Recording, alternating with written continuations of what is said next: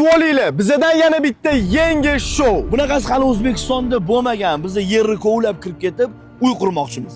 Shahardan uzoqroq joyga boramiz, dala, kimsasiz joyda joylashib, 10 kun davomida yer tagida uy qurishimiz kerak bo'ladi. Ichida oshxonasi, yotoqxonasi va zali bo'ladi. Bizda ikkita variant bor. Birinchisi yerni kovlab kirib ketib, g'orga o'xshab, xona-xonalarga bo'lish.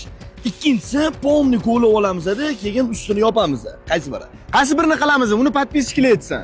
Birinchi variant qizuvroqmi yoki ikkinchisi qizuvroqmi? Yozib yuboringlar. Matiz showni yordi. Da. Cho'lli yordi. Da. Google show endi o'zligisi yozishsin, to'g'ri. Da. Biz yordi. Bunisi undan ham zo'r bo'lishi aniq, lekin vohmasi bor. Kovlayotganimizda rostdan ustimizni bosib qolsa nima bo'ladi, aka?